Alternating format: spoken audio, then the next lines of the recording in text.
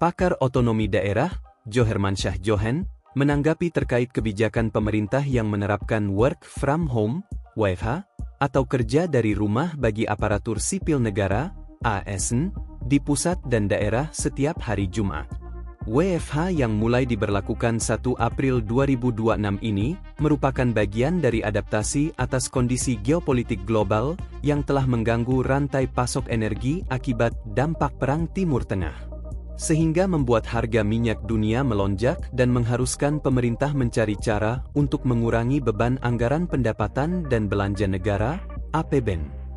Kebijakan WFH tersebut diatur melalui surat edaran Menpan RB dan Mendagri.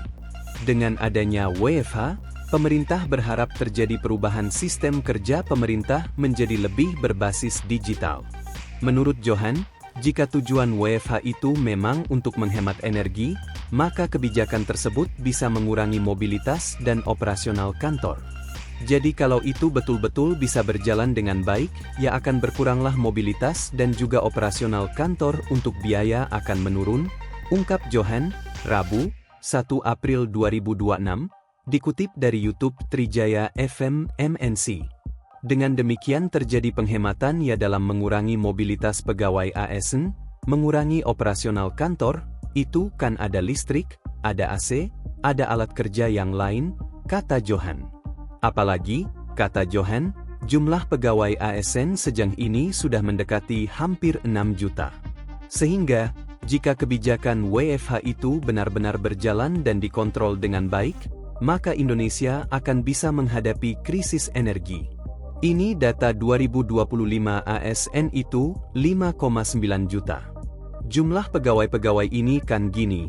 Jadi ada ASN yang di nasional itu di pusat ini sekitar 20% dari 6 jutaan itu dan 80% di daerah nih tersebar di Pemda-Pemda. Kalau bupati, gubernur kontrol jaga betul, pusat juga para menteri juga ngawal dan kemudian pedomannya juga clear dan jelas nanti yang akan diturunkan C-nya oleh Menpan dan Mendagri, maka ini lumayanlah bagi keadaan untuk menghadapi tantangan krisis energi dalam rangka menurunkan pembiayaan negara ya dan juga hemat bagi para ASN-nya, papar Johan.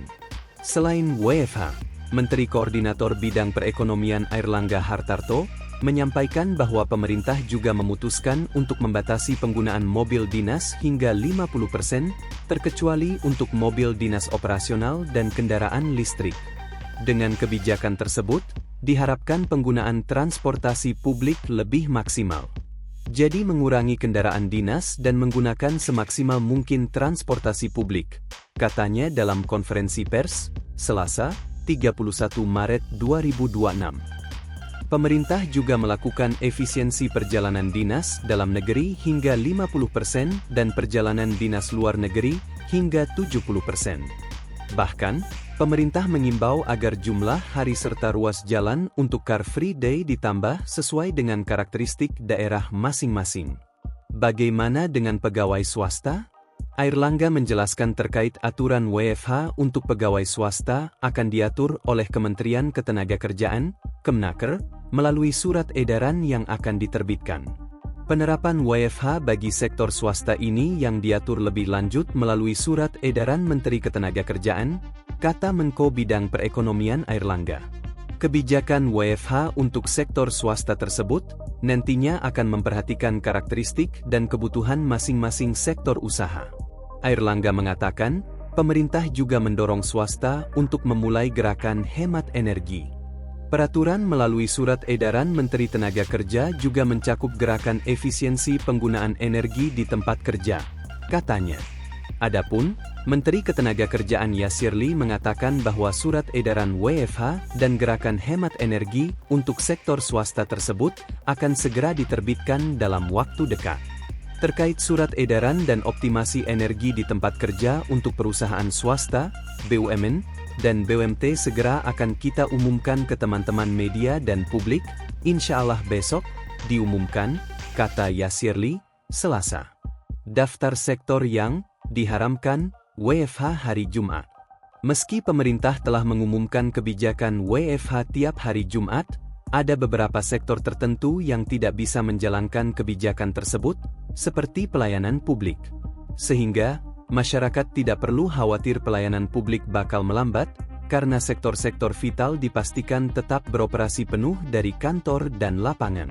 Airlangga sebelumnya telah menegaskan bahwa kebijakan WFH ini bersifat selektif.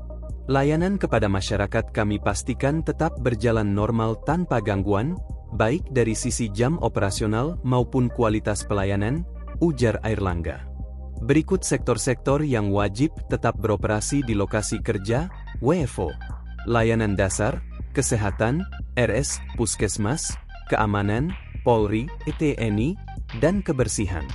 Kebutuhan pokok, industri makanan minuman, energi, air, dan bahan pokok. Sektor strategis, transportasi, logistik, perdagangan, industri produksi, dan jasa keuangan. Adapun, kebijakan ini bukan sekadar memberi waktu santai bagi pegawai, melainkan bagian dari 8 butir transformasi budaya kerja nasional. Pemerintah ingin mendorong pola kerja sebagai berikut. Adaptif, menjawab dinamika global yang serba cepat. Efisien, mengurangi beban mobilitas dan operasional kantor. Digital, memaksa percepatan digitalisasi di sistem birokrasi. Pemerintah menyadari bahwa transisi ini memerlukan adaptasi besar. Oleh karena itu, kebijakan WFH Jumat ini akan dievaluasi secara ketat setelah 2 bulan pelaksanaan. Sebagai langkah preventif menghadapi dinamika global, kita mendorong perilaku kerja yang lebih produktif dan berbasis digital tanpa mengorbankan kepentingan rakyat, ujar Airlangga.